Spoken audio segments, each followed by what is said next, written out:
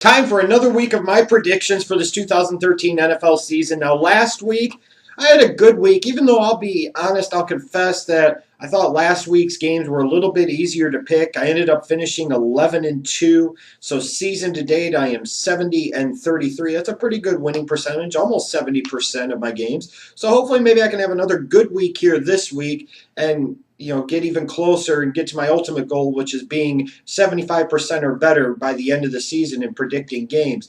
I think we've got some more intriguing matchups this week, some games that are a little bit harder to pick. So, I might not be able to go 11-2 like I did last week. I'll start off this week's picks by looking at the Thursday night matchup, which is the Cincinnati Bengals and their 6-2 record, traveling to Miami to take on Ryan Tannehill and the Dolphins. Now, the Dolphins had an unfortunate break last week with Brandon Gibson tearing his patella tendon, and he's now out for the year. And also, apparently, Jonathan Martin, their second-round pick from last year, going batshit crazy and going AWOL on the team. So there are some problems right now in Miami. You look at the Cincinnati Bengals, though, on the flip side, heading into this Thursday night matchup, they're clicking on all cylinders. They're on fire right now. They're 6-2. They have some quality wins. The bottom line is this is a very scary team, maybe the most complete, well-balanced team in all of the AFC. Would not surprise me at all if these Bengals, were definitely in position to go to the Super Bowl out of the AFC this year. That's what I thought before the season, and I'm sticking with it now halfway through. Andy Dalton is incredibly hot right now. Marvin Jones had a huge week last week against the Jets, mind you, but it was still a huge week, over 100 yards receiving and 4 touchdowns. But Dalton's doing a great job of spreading the wealth. You've got a lot of weapons for the Bengals to work with offensively and then defensively. This is a very solid unit that's starting to really click on all cylinders. For the Dolphins, they played well last week. They really stuck a game to the New England Patriots at one point in time. It looked like they could beat the Patriots before the Patriots came back. The Dolphins may have got the short end of the stick on a call or two, but that's how it goes sometimes in the NFL, and sometimes you have to win in spite of that. And when you don't, you don't. So looking at this matchup, the Bengals are traveling to Miami. Miami's not an incredibly easy place to play, but I don't think it's all that incredibly difficult either. I'm going to take the Cincinnati Bengals here. I just think right now they're the more balanced and more complete team, and they have fewer distractions in this short week heading into this Thursday night matchup. Frankly, to me, the early Sunday games, there aren't a lot of intriguing ones that I'm really care to talk about. The one I'm going to focus on the most, though, is the Atlanta Falcons and their 2-5 record traveling to Carolina to take on the 4-3 Panthers. You look at last year's history between these two teams, the Carolina Panthers really should have beaten the Falcons twice. They did beat them once. The Falcons got lucky to win the first time around that they played. The Falcons do not look good right now. Their defense isn't very good. They can't run the ball at all offensively, which makes them a very one-dimensional, pass-reliant team. And without Julio Jones, and still it looks like without Roddy White, that creates a lot of problems for Matt Ryan and that Atlanta Falcons offense and that team as a whole. On the flip side, the Carolina Panthers look like they're starting to pull it together a little bit. They've won a couple in a row. They're above 500. And this is a very important game for them as much as it is for the Falcons. You could basically say for the Falcons, if they lose this game, their season might very well be over. It might very well be over. And for the Carolina Panthers, if they have any real thoughts or hopes of sticking around and keeping pace with the New Orleans Saints and having a shot at winning the NFC South, they must win this game. It is a very much a must-win game for both teams. I know in week number 9, you might not want to necessarily refer to a game for anybody as a must-win, but I think for both teams, you could definitely make the argument that this is a must-win.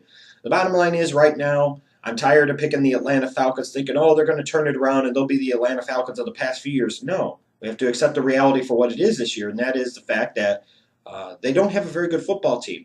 I'm going to take Cam Newton and the Carolina Panthers. I think they're hot. I think they're heading in the right direction. And to me, they actually look like a team that's going to be a little bit scary in the second half of this NFL season. In terms of the late Sunday afternoon games, there's really only one game that I really want to focus on, and that's the 3-4 Ravens traveling to Cleveland to take on the 3-5 Browns. Last time these two teams played, it was kind of an ugly game, which, I guess it's all in the eye of the beholder. One person might call it ugly. The other person might say it's a great rivalry game, that familiarity breeds some toughness and etc., what have you. Yeah, I would expect this game between the Ravens and Browns to be a very physical game. Now, when you look at both teams, the Baltimore Ravens are the defending Super Bowl champions. They're coming off of a bye, which was well-timed for them, and they're only 3-4. The Bengals are running away and hiding with that division right now, and if the Ravens have any chance, any hope or desire of really wanting to contend for that AFC North division, They have to win this game. And you can make the argument that in terms of playoff positioning right now, even in terms of a wild card, this might not be a must-win game, but this is a very important game for the Baltimore Ravens to win. On the flip side, you look at the Cleveland Browns. They've been a team, they started off 0-2, then they did the dumb Dick Trent Richardson trade. A lot of people then said, oh my God, look at the Browns. They've won 3 in a row. You're wrong, Schlick Diddy.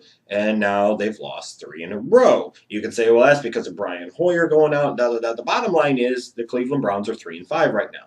And they've started, I think, a little bit more to come back to earth, come back to reality. I don't want to totally poon on them because I think they're a team that plays very hard. They definitely played very hard and gave the Chiefs all they could handle last week. Jason Campbell played very well. It looks like he's going to get the start again. The Browns are not somebody to sleep on here. Anytime you get to these divisional games, the familiarity, the emotions that come along with the divisional game definitely makes it where either side, I think, can win in 95% of the cases. And this is very much a game that the Cleveland Browns can win. You still have Josh Gordon. You have Jordan Cameron. You know, it helped if they have a little bit more of a running game. But they have a very nice defense. Not a great defense, but a nice defense that keeps them in most football games. And with them being at home, this is definitely a game that the Cleveland Browns can win and maybe should win. However, I do think the Baltimore Ravens will ultimately win this game. I think the Ravens are well prepared coming off of a bye week. Joe Flacco hopefully will have a little bit better day in that offense. They need to get Torrey Smith involved early and often. They can't allow him to be taken out of the equation whatsoever. I think the Ravens will get a little bit more out of Ray Rice maybe and have just enough to beat the Browns on the road, get back to 500, and keep their playoff hopes and any slim divisional championship hopes they have alive. The Sunday night matchup this week is an AFC South showdown between the Indianapolis Colts, a team that is probably the best team in the AFC South. I don't think there's much argument there, really. And the team that a lot of people probably expected to be maybe the best in the AFC South, the Houston Texans, who are now sitting at 2-5, as opposed to the Colts, who are sitting at 5-2. Now, I realize that the Texans have a lot of problems right now. I fully expect this to be Gary Kubiak's last year. I definitely expect this to be Matt Schaub's last year in Houston. It looks like they're going with Case Keenum again at quarterback. You know, it's bad when you're starting quarterback, you're going to pay big-time money, and they decide they want to go with an undrafted player instead of you. That's not good. That's not good at all.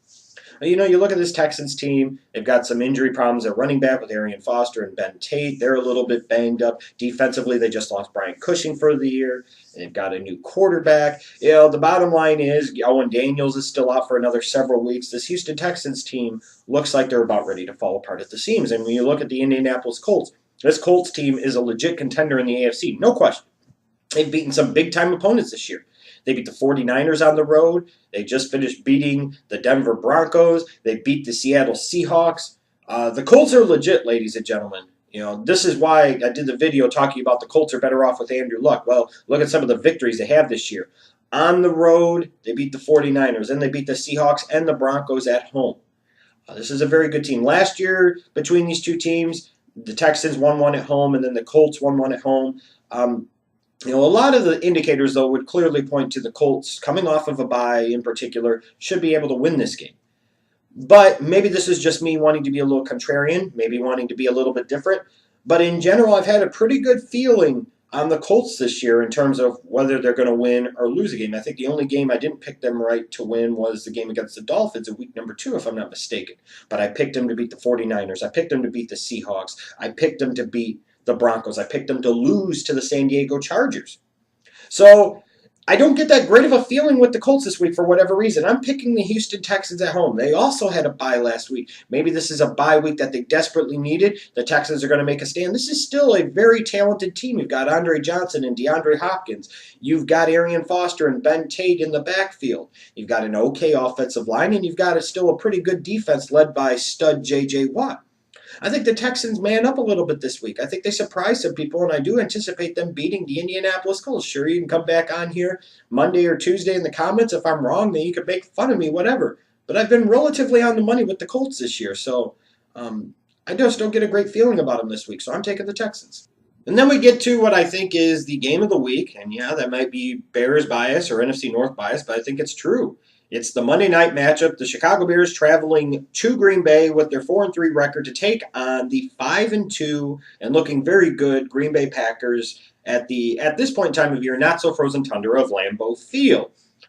Now, for me, I pointed this out in my 2013 season preview for the Chicago Bears, that truly the only game that, to me, on the schedule that really mattered at all, above all else, was this Week 9 matchup. I've had this circled since the beginning of the year, the Week 9 matchup traveling to Green Bay to take on the Packers. And the reason being is that the primary reason I think Lovie Smith was fired was not just in part of the 2 late season collapses in 2011, 2012. That played a role. But it was also his failure to accomplish his number one goal of the program that he set out in 2004, which was to beat Green Bay. Green Bay is the standard bearer in that division. They are the gold standard. And they are the team you have to beat in order to win the division and guarantee yourself a place in the playoffs. And in the last 4 years of the Lovie Smith tenure, from 2009 to 2012, which ironically enough, imagine this, coincides with Jay Cutler's arrival in Chicago, the Chicago Bears are 1-8 against Green Bay, including a loss in the 2010 NFC Championship game at home. Oh, jeez. That's why Lovie Smith is fired. That's why he had to be fired. And that's why Mark Trestman was brought in part, was to try and get more out of Jay Cutler and the Chicago Bears offense, but primarily, above all else, to be able to beat Green Bay.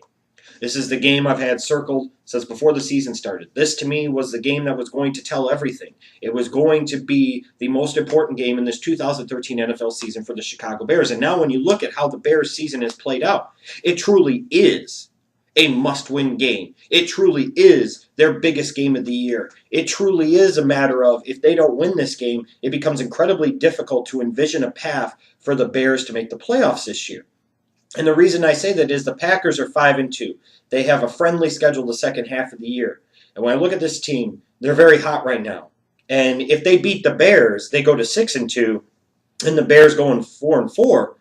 The Packers would have a 2-game lead over the Bears in the division, and another game against the Bears still to come, and they would also hold an early season tiebreaker over them by beating them head-to-head.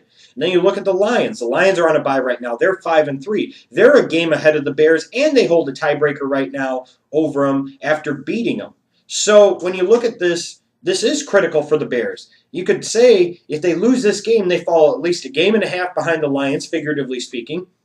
And they fall maybe 2.5 games behind the Green Bay Packers, figuratively speaking. This is a monster game for the Chicago Bears. And you head into it with no Jay Cutler, no Lance Briggs, no Henry Melton, no Nate Collins, no DJ Williams. There are injuries all over the place. The Bears the past few weeks, their defense has been boo-boo and their offense has been so-so. Looking at it from a Green Bay standpoint, though, the Packers look really good. They're getting great balance out of their offense, even with all the injuries, the Randall Cobb being out, the James Jones being out, the Jermichael Finley being out. They get guys like Jarrett Boykin to step in. They've got Eddie Lacy providing some great balance and some power running to help Aaron Rodgers in that Green Bay offense. They're getting relatively good performances out of a young offensive line as well, and that's impressive. And their defense has played better the past few weeks, even without somebody like a stud like Clay Matthews. This Packers team is piecing it together right now. They're looking very scary. But the Bears have to win this game. They have to find a way. Now, unfortunately, the only way I envision them winning this game is if their defense all of a sudden plays a great vintage Bears Tampa 2 type of game that they played in years past. But I don't envision that happening. I don't think Julius Peppers is going to do anything. Shea McClellan's sure as hell not going to do anything. They're weak on the interior of their defensive line. I don't know how well Bostic's going to play in his first game in the Bear-Packer rivalry. You've got Tillman's kind of banged up at corner. The Bears lack depth in the secondary. So when the Packers spread them out with maybe a Jordy Nelson, a James Jones, a Jarrett Boykin, the Bears traditionally over the past few years have struggled to match up. And that's one of the big reasons why they lose, along with Cutler's shitty play head-to-head against Aaron Rodgers. That's the other big thing is the Bears defensively can't not match up with the Packers offensively.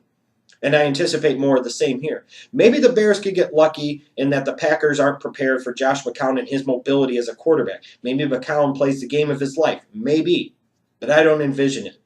Unfortunately for me, I think I'm going to have to wait till later on in the year when the Bears play the Packers at Soldier Field to maybe hope that the Bears beat Green Bay.